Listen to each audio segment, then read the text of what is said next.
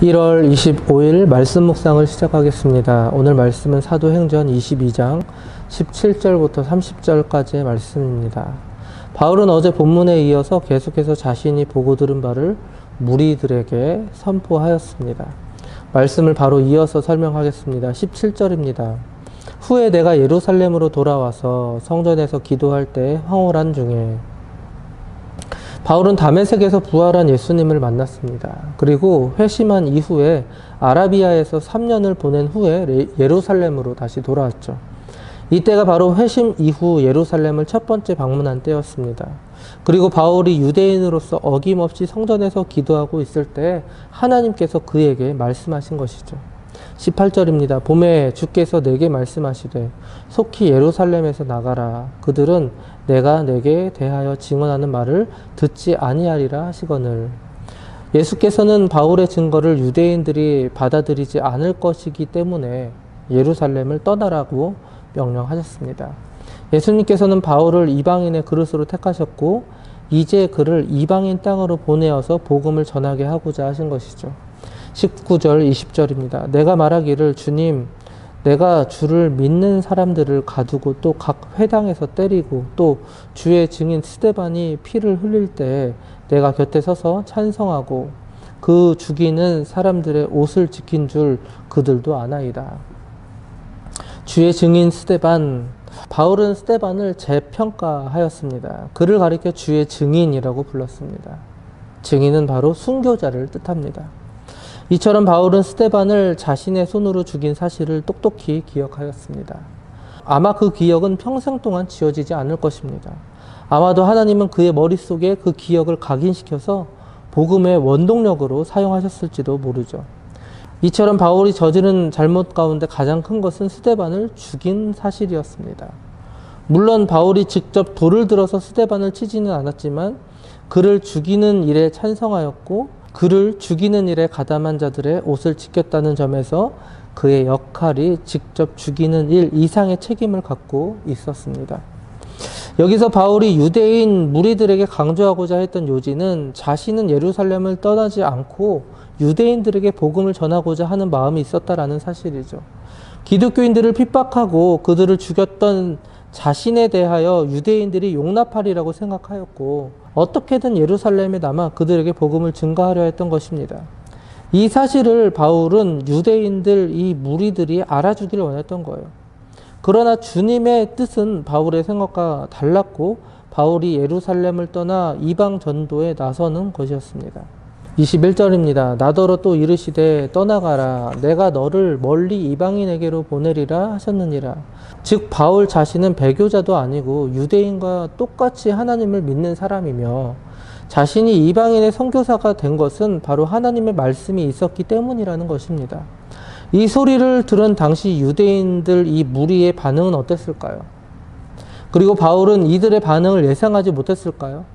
알았겠죠. 그러나 바울은 선포했습니다. 보고 들은 것을 전하는 사명이 바로 그의 사명이었기 때문이죠. 우리의 생각은 뒤로 하고 그저 그 역할을 감당하는 것에 충실했던 것입니다.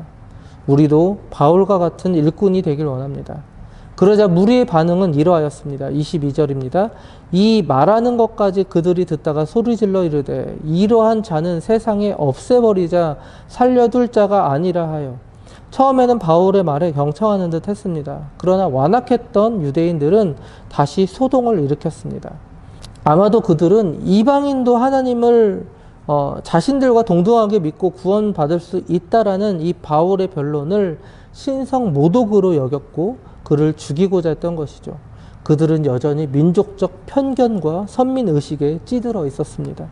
23절 24절입니다. 떠들며 옷을 벗어 던지고 티끌을 공중에 날리니 천부장이 바울을 영내로 데려가라 명하고 그들이 무슨 일로 그에 대하여 떠드는지 알고자 하여 채찍질하며 신문하라 한대.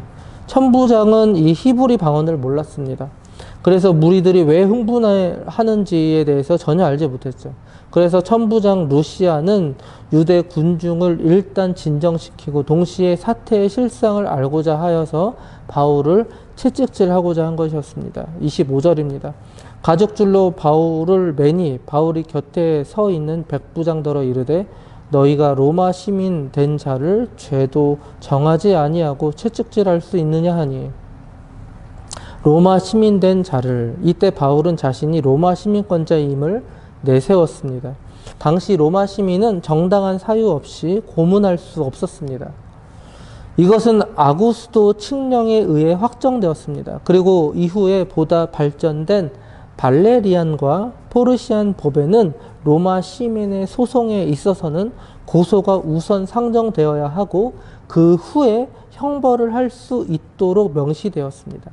그리하여 만일 이 법을 어기고 함부로 채찍질을 가했을 경우에는 엄격한 처벌을 받아야 했습니다.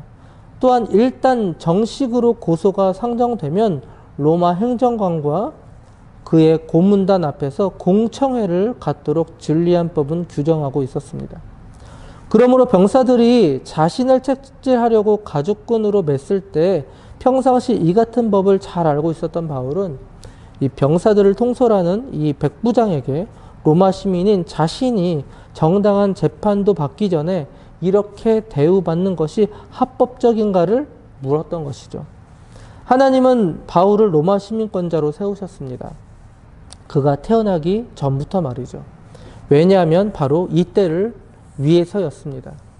바울은 이제 로마 시민권자로서 합당한 대우를 받으며 복음을 전파할 수 있을 것입니다. 로마 시민권자는 최종적으로 로마 황제에게 직접 소송을 제기할 수 있습니다. 즉 로마 시민권은 로마 황제에게까지 복음을 선포할 수 있는 기회를 제공해 준 것이죠. 이것은 바로 하나님의 섭리였습니다. 바울은 하나님의 마음을 읽고 로마로 가고자 마음을 먹었던 것이죠. 그리하여 바울은 자신이 로마의 시민권자임을 미리 밝혀둔 것입니다. 26절, 27절입니다. 백부장이 듣고 가서 천부장에게 전하여 이르되 어찌하려 하느냐 이는 로마 시민이라 하니 천부장이 와서 바울에게 말하되 내가 로마 시민이냐 내게 말하라 이르되 그러하다. 바울이 로마 시민임을 안 백부장은 매우 놀랐습니다. 그래서 이 사실을 천부장에 알리지 않을 수 없었죠. 왜냐하면 이 무고한 로마 시민을 결박하여 채찍질을 가하는 것이 현행법을 어기는 것이라는 사실을 그는 명백히 알고 있었기 때문입니다. 천부장이 와서 천부장도 어지간히 놀랬던 것 같습니다. 천부장 위치쯤 되면은 피의자에게 무엇을 물어볼 일이 있을 경우에 보통 사람을 보내죠. 그리고 피의자를 부르는 것이 일반적입니다. 그러나 백부장의 이 보고는 너무나도 중대했기에 천부장은 직접 바울에게 갈 수밖에 없었습니다. 그리고 그가 정말 로마 시민인지의 여부를 물었던 것이죠. 28절입니다. 천부장이 대답하되 나는 돈을 많이 들여 이 시민권을 얻었노라. 바울이 이르되 나는 나면서부터라 하니. 당시 로마 시민권은 로마 사람이 아니고서는 특정한 사람에게만 주어지는 중요한 특권이었습니다. 즉 이 시민권은 로마를 위해 훌륭한 업적을 쌓은 사람들에게 선별적으로 주어지던 것이었습니다. 그리고 이것을 소지한 사람은 상당한 명예와 부를 누렸죠. 그러나 시간이 흐름에 따라서 이 시민권은 뇌물에 의해서 사고 파는 경우가 되었는데 글라우디오 황제가 통치하면서 이 같은 기회가 더욱더 확산된 것입니다. 이 당시 황제의 황후였죠. 메살리나와 황제의 이 장관들이 자신들의 사욕을 채우기 위해서 시민권을 고가로 팔았기 때문입니다. 한편 천부장의 이름은 23절에 의하면 글라우디오 루시아인데 시종명이 글라우디오인 것으로 보아서 이 글라우디오 황제 당시의 시민권을 샀던 것입니다. 어찌됐든 이 천부장은 많은 돈을 들여서 시민권을 샀는데 군중들에 의해서 사로잡혀 고초당하고 있던 바울 역시 로마 시민권자임을 알고서는 매우 놀라고 당황했던 것이죠. 그러나 바울은 루시아와는 달리 나면서부터 로마 시민권자였습니다. 즉 바울의 아버지가 로마 시민권을 지닌 자였기 때문에 바울은 태어나면서부터 시민권을 취득할 수 있었던 것입니다. 29절입니다. 신문하려던 사람들이 곧 그에게서 물러가고 천부장도 그가 로마 시민인 줄 알고 또 그 결박한 것 때문에 두려워하니라. 바울의 신분이 밝혀지자 그를 신문하려는 자는 물론 최고 명령권자였던 이 천부장도 매우 두려워하였습니다. 왜냐하면 정식 재판에 회부하여서 판결을 받지 않고서 로마 시민권자였던 이 바울을 결박하고 매질하려 했기 때문이죠. 이것은 명백한 실정법 위반이었습니다. 마지막 30절입니다. 이튿날 천부장은 유대인들이 무슨 일로 그를 고발하는지 진상을 알고자 하여 그 결박을 풀고 명하여 제사장들과 온 공회를 모으고 바울을 데리고 내려가서 그들 앞에 세우니라. 공회를 모으고, 어제 본문은 유대인 무리에게 복음이 선포된 내용이었습니다. 그리고 이제는 유대교의 최고 사법기관인 공회에 복음이 선포될 것입니다. 이튿날 사내들인 공회에서 바울은 정식으로 그들에게 복음을 선포하게 될 것입니다. 하나님은 바울의 신분까지도 태어나기 전부터 완벽하게 세팅해 놓으셨습니다. 사랑하는 성도 여러분, 우리는 우리가 태어나기 전부터 우리의 모든 것을 하나님께서 준비하신 것임을 알아야 합니다. 국적과 신분 그리고 가정까지 이 모든 것을 하나님께서 세팅해 주셨습니다. 금수저라고 해서 어깨를 펴고 살 필요가 없고 흙수저라고 해서 어깨를 움츠릴 필요가 없는 것이죠. 우리의 모든 것은 우리의 사명을 목적으로 세팅되어 있음을 우리는 명심해야 합니다. 그래서 우리는 우리의 가진 모든 것을 재료로 삼아서 우리는 복음을 전하는데 최선을 다해야 할 것입니다. 이 사명을 오늘도 잘 감당하시는 저와 장자가족들 되시기 바랍니다.